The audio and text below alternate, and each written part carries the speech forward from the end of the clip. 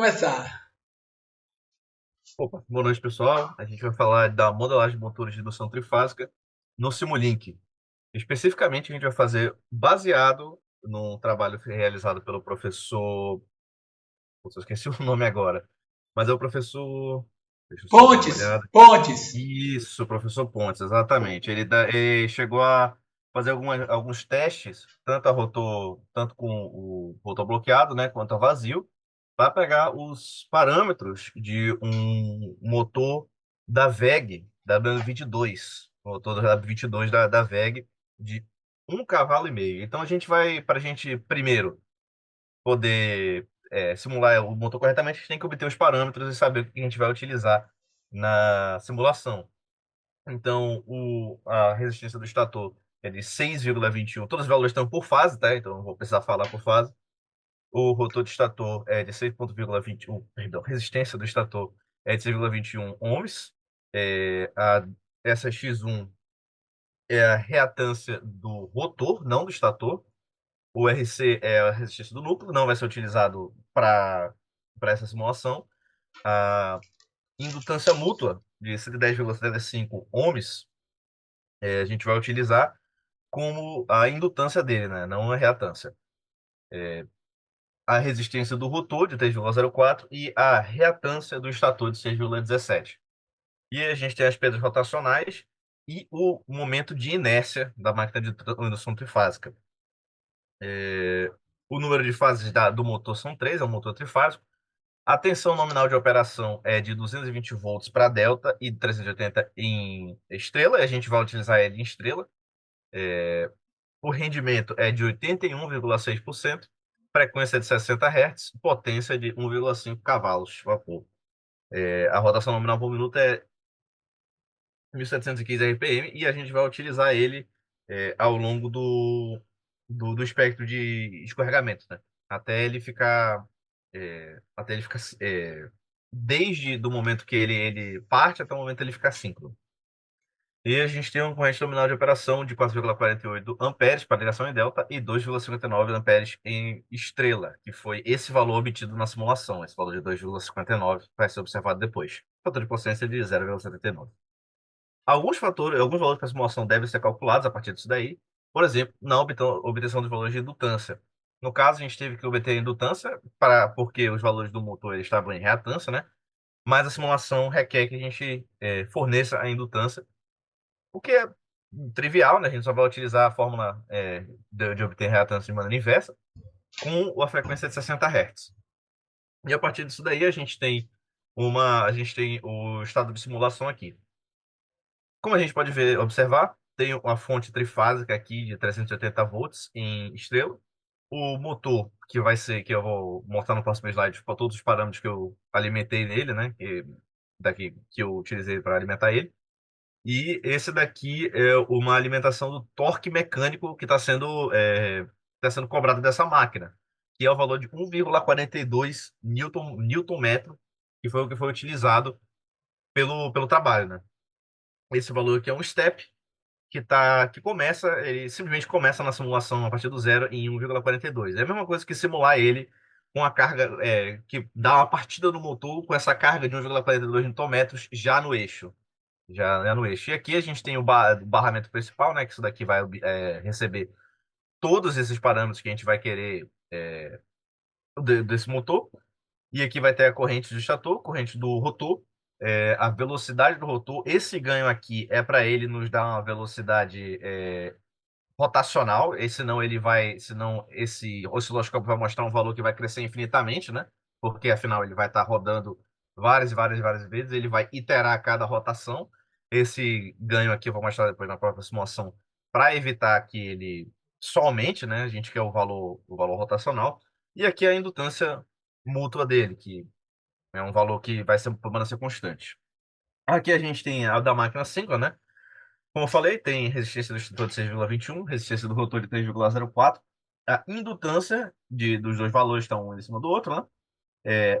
O escorregamento começa em um. Afinal, se o escorregamento estiver em um, o motor estava parado antes. Ele está o mais distante possível da velocidade síncrona. O fator de inércia, né?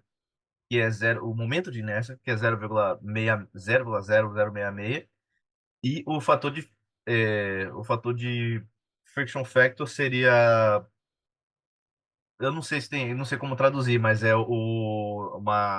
são as perdas mecânicas da, da máquina, né? As perdas rotacionais da máquina. E como ele pede em pares de polos, são dois pares de polos, porque a máquina é quadripolar, já que ele pede par de polo, né? Aqui também em cima, né, tem a potência nominal, que é 1118 watts, a tensão linha 380 e a frequência 60 Hz. E aqui a gente tem alguns resultados, né? Resultados dinâmicos, né? A gente consegue observar aqui que durante a partida, né, é quase 10 vezes, na verdade, maior do que durante a operação normal, o que é um valor bastante alto, na verdade,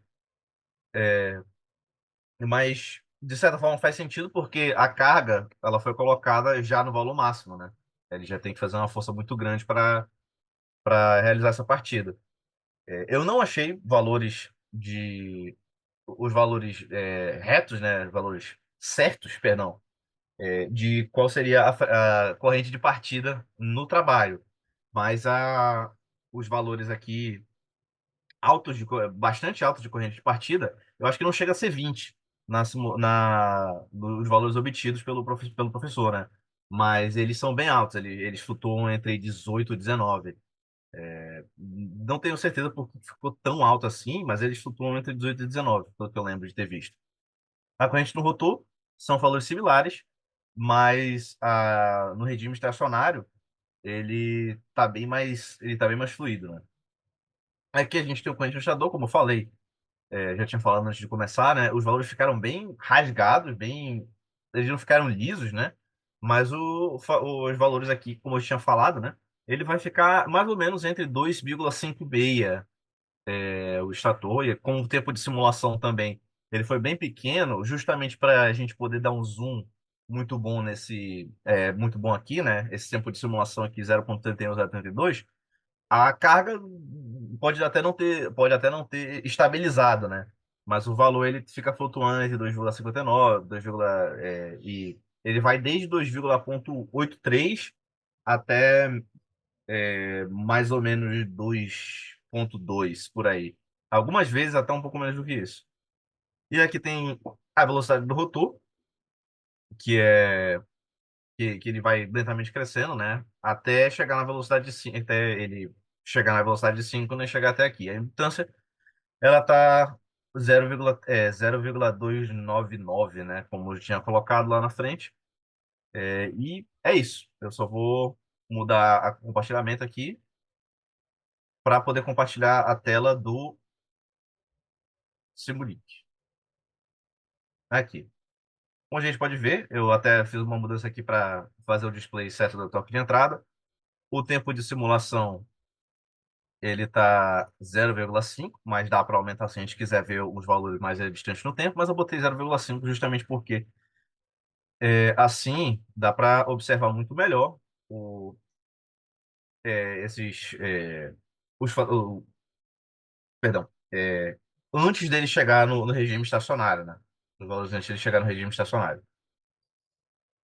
Como a gente consegue observar aqui, é, as correntes do rotor e a corrente do estator estão um pouco diferentes na estabilidade deles. Eu não tenho tanta certeza do porquê, mas a gente consegue observar aqui, né, que a velocidade ela estabiliza dessa maneira e o ganho coloca-se 60 dividido por 2 vezes π aqui.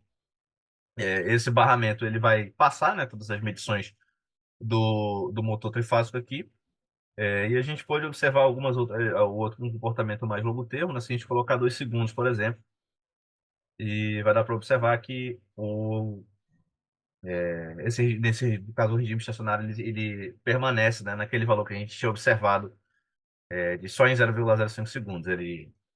Quando ele tá, ele termina de oscilar mais ou menos em 0,1, 0,2, 1,2, né? E aqui ele estabiliza porque ele está chegando também no escorregamento nominal dele. E é isso.